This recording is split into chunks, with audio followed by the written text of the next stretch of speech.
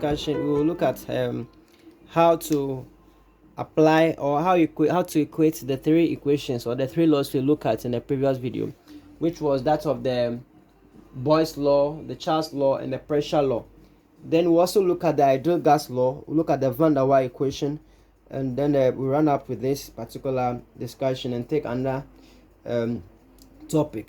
Good. So let's recap. We said with the Boyle's law, what did we say about the Boyle's law? The first equation we want to remember, we said that remember Boyle's law. So Boyle's law, we said you remember, what do we remember? We should remember boys are VIP. The boys are VIP. Remember VIP here. It means that here the volume of a given mass of gas, this V, is inversely proportional to the pressure. The volume of a given mass of gas is inversely proportional to the pressure. So here, if you look at this particular one, we can say that V here is equal to K over P if you are going to put an equal to sign. Good. Then we look at that of the Charles law. We say Charles law. For you to remember the Charles law, we should remember vote for Charles, which means that the volume of a given mass of gas is directly proportional to the temperature. So we can say V here is equal to what? KT, right? Good. Now don't forget this one too. Good. Then we also look at the pressure law. With the pressure law, what we said was that with the pressure law, we have to remember pressure pot. So pressure pot, which means that the pressure of a given mass of gas is directly proportional to its thermodynamic temperature. So we can say P here is equal to what? KT, right? Good. Now, in this instance here, what we are going to do is that we want to see how to combine all these three equations, to make them into the equation of state. So with the equation of state, what you have to know here, with the equation of state, what you have to know is that now we are looking at these three equations brought together, right? So you see here, we are going to look at it. So if you see that first one, Boyle's law, okay, you see Boyle's law, we see pressure law, we see all this one. Good. So we remember here, if you want to bring the equation of state, good. In the equation of state, that's how come we've gotten that of if you look at the first one here, we know volume is directly proportional to what? Volume is directly proportional to so let's make K the subject in the other one. If you make K the subject in Boyle's law, so we are going to combine the three equations. In Boyle's law, if we make K the subject, what will we have for the constant? If we make K the subject for Boyle's law, we are going to have K to be equal to what? PV, right? If you make K the subject. Then in Charles law, if we make K the subject, what will we have for Charles law? K the subject. We are going to have K to be equal to what? K to be equal to V over T. So K equal to what? V over T. Good. Then the pressure law, in the pressure law, if you make if you make K the subject here, while you are saying pressure pot, if you make K the subject, we are going to see K to be equal to what? P over T. So K here is going to give you P over T. Now look at this particular equation. If I say all these things are the same, and I take one of the K here, have you seen it? Now let's look at the one that are at the top. Look at it, K here. This is the K I brought here. Good. But then we are going to have, so here in the three equations, instead of bringing our K, let me bring a K. I'll tell you why. If this is a K now, let's now look at all these things brought or made them as one. So I can bring the Boyle's law here, which is PV, and then we bring that of the T here. Good. So these are the three equations combined. Let's see how true it is. Now if I take the first one, if I say K equal to PV, yes, K is equal to PV, which is the Boyle's law. Now I can also say V over T, which is the Charles law. V over T is also found here. V over T is also found here. If I look at the pressure law, I say P over T, they are also found here. So we said this equation now combine all of them. So you are going to say this is the what? The equation of state. So here, instead of, because we are bringing three equations together, we are going to say that this K should be represented by we should represent it by what? We call it the what? Molar gas constant. The molar gas constant. Instead of bringing K here, we therefore say that what? Our K here, our K, which implies that our K here, our K is equal to R. Okay, so in writing our K, we put R here, and the R represents what? Our molar gas constant. Okay, our molar gas constant. So the K is our molar gas constant, right? So here, so if you see this particular equation here, and from this equation, that's how come we have that of the ideal gas law. So we know very well here that if you are looking at R equal to PV over T, right? PV over T. Good. So the R here, note our R here is the molar gas constant. We call this one the molar gas constant. So our R is equal to what? The molar gas constant. The molar gas constant. The molar gas constant. So that's our K. That's our R. Good. Now that we know this particular one, if they give us equation, now if this is our R, now if you are going to have two various gases, then what you are going to say from this equation, we can say that P1 V1 over, if you are given two different gases, P1 V1 over T1 should give us what? P2 V2 over what? T2. And this was the formula we'll be using to solve when we are given two different volumes, different pressures, and different temperature, different thermodynamic pressure temperatures. So let's quickly solve questions on the equation of state where we are combining the three equations, and then we'll now move on to the ideal gas law and then that of the van der Waals equation. Good.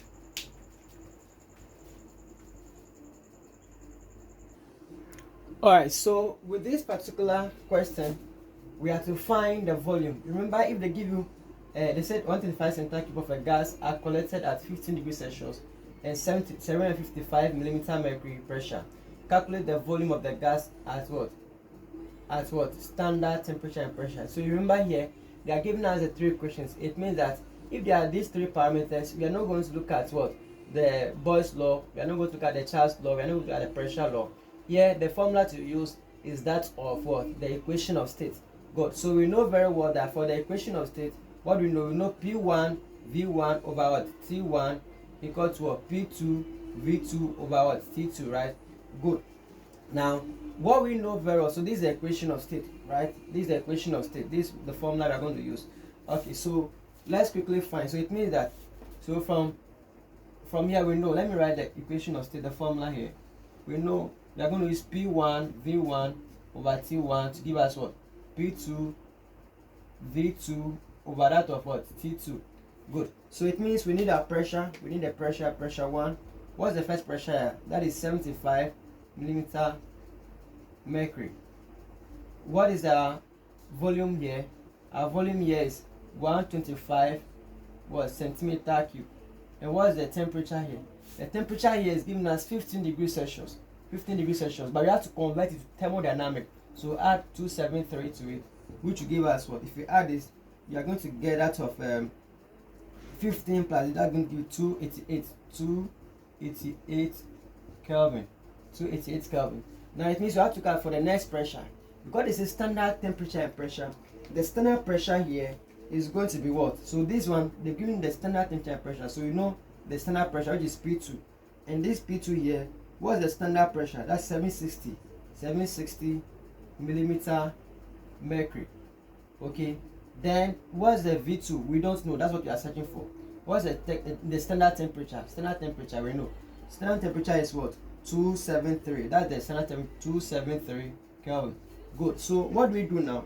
Here, from this equation, we have to make V2 the subject. You make V2 the subject here. And making V2 the subject here, we know V2 will give us what? You see, we have to cross multiply this one. So we are going to have P1 V1, then what times this one T2 all over what? If you cross multiply, so I got all over, that's going to give us T1 and then what? T1 P2. Good. So let's put the values now. Our P1 is what? 755. What's the V1? 125. What's the T2? That is 273. And then what do we have for the T1? T1 is 760, right? Our T1 is the 760. That is the temperature. Now the temperature here is what? 200 and this thing. This is the pressure. Okay, the temperature is T1 is that of 288, and then our pressure, the second pressure is 760. Good. Now when you put this, you are going to get your V2 to do what? 118 centimeter cube, and that's it for the equation. Don't forget, when they give you these three parameters, this is the formula to use when they give you the three parameters for the equation, right? All right, so we want to continue and now look at that of ideal gas and real gas. Now you see somebody say the ideal wife. Ideal wife means the way you want your wife to be, right? The exact wife you want to be. And sometimes till you marry them for us that no, this is a real wife, this is a real behavior. Good. So we are going to look at ideal gas, and then we are going to look at that of the real gas. Good. Now, under the ideal gas, we want to ideally, so ideal gas, right? Ideal gas, real gas. Now, the real ideal gas here says that from the equation that we look at, from the equation that we have looked at, we realize that we said what we are going to have PV, right? From the third equation, the equation of state, we said PV here. Remember, we said PV, okay, PV here over T is equal to R. So if you make PV the subject, you are going to have PV here, PV is equal to R, but we are going to bring a mole, so RT, right? PV equal to nRT, and the N there represents the mole. So, and we said what? This is the pressure, this is the volume, this is the mole, this is the molar gas constant, and this is the temperature. Now, what happened is that for ideal gas law, it says that now for ideal gas law, they are going to use the kinetic theory. They are saying that one, the gas molecules are identical, and because they are identical, there is no intermolecular force between them. So here he's saying that okay, there is no or negligible, right? Negligible. So ideally they said there is negligible force of attraction between the molecules, right? Good. So negligible force of attraction between the molecules. Then ideal gas also say that okay, if you look at this volume of this molecule, is so small compared to the whole volume of the gas. So they are saying we also have what? They are going to have negligible volume. So that's what they are doing, negligible volume. So here the volume can be negligible compared to what? The volume of the container. So they are saying we have negligible volume compared to what? Negligible volume of the molecule compared to that of what? Of the molecule, okay? Of the molecule compared to that of the container. Good. But the real gas or Van der Waals equation said that no. So this is the ideal gas, right? PV equal to nRT. But for Van der Waals says that no. If we be looking at this gas, we can't just conclude that there's no force of attraction between the molecules, or the force of attraction between the molecules is negligible. We can also conclude that the volume occupied by the molecules of the gas should be negligible. So Van der Waals brought an equation. So we have the Van der Waals equation. The Van der Waals equation. Okay. He said that okay, we have to account for the force you are saying. You know pressure has something to do with force, right? So he concluded his formula that P here, we should have P plus what? A over what? V squared. Okay, A over V squared here.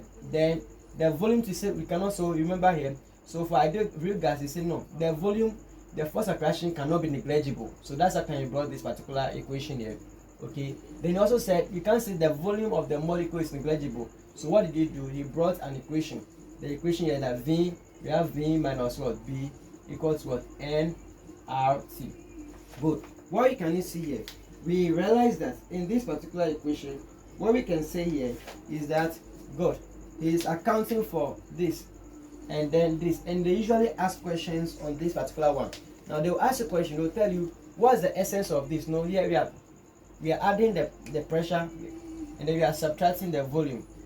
Okay, we are adding the pressure, we are subtracting the volume. So the A over there, this particular one represents what? The pressure arising from the molecule. So this is going to account for the pressure deficit. So the pressure deficit of the force of attraction is okay. If they ask you a question, remember that this one with the pressure deficit. Okay, so this the A over V square, the A over V square here account for the pressure deficit,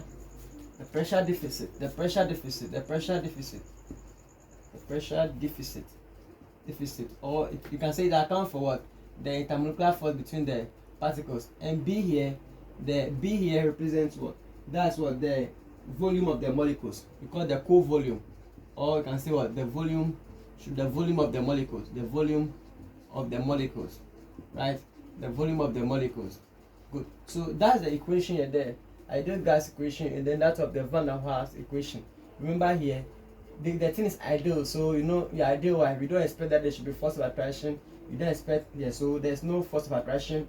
You say there's no the volume of the molecule of the gas is so small that we cannot compare with the whole volume of the container. So ideal gas equation brings this one. So this is the ideal gas equation, and this is the van der Waals equation. The van der Waals says no. We can say that the intermolecular force of attraction should be negligible. So we should account for that one. You know, so this is going to be this is going to account for the force of attraction between the molecules. So we call this on the pressure deficit, or the accounting for the force of attraction between the molecules. And then that of the B there represent the molecules. Here we are saying that the volume of the molecule should be negligible. But for van der Waals equation, we are saying we have to account for the volume of the gas molecules. So they ask a question on this one. I think in the year 2000, in the year 1998, about they asked for the difference. So they ask you differentiate between ideal gas and real gas. You can say ideal gas, the volume of the gas are negligible, but here, so this is the difference between the ideal gas law and that of the van der Waals equation. The next thing I would like you to know, so if they ask you to state the van der Waals equation, sometimes we write this one and we forget the mole here. Okay, yes, we can write and forget the mole. They ask you to state the van der Waals equation. This is the van der Waals equation, and they ask you here to say those things. Be very sure. Now there's something I want to take note of. Now you see this particular one, the real gas can become ideal gas under two conditions. Please don't forget that the ideal gas, the real gas can behave as an ideal gas under two conditions. Look at this one. Remember, when when the pressure is low, everybody becomes ideal, the correct one. But the moment the pressure becomes high, they will know a real character, right? So for real gas to become ideal gas, one, you should have low pressure. The pressure should not be too much. The moment you give them too much pressure, they'll become the real person they are. They will not pretend again. So real gas should have, under low pressure, the real gas behave as an ideal gas. That's the first one to know. And the second thing you must know that under high temperature, so we are saying that one, low pressure, real gas behave like ideal gas, and two, under high temperature, the real gas also behave like ideal gas. What happened there? Under high temperature, you see that these molecules will be far apart, so the force of attraction will be negligible. That's why I say under high temperature, we see that the force of attraction will be negligible because the particles move very far away from each other. If the particles move very far away from each other, the force of attraction will be negligible. And then if you look at the pressure here, if there's low pressure, it means the volume, the pressure or the volume is also negligible as well. Is that okay? Good. So these are the very key things you have to know under this particular topic. So if they ask what's an ideal gas, it has to define ideal gas. You can say ideal gas is a gas, okay, that we assume to consist of molecules that have negligible force of attraction and negligible volume. So that's how you define ideal gas. You can use these two things. Don't forget the volume and the force of attraction in your definition. And that's it for this particular discussion. So I think the next time we'll meet, we'll look around heat, temperature. We'll look at the various topics under thermal physics. Here we look at gas equation. We'll look at that of temperatures. We'll also look at that of we'll look at temperatures. We'll look at the heat capacity, the specific capacity. We'll look at those topics and everything. I think you got on your side, you excel in your examination as well. Thank you so much for following to this time. Do have a nice time.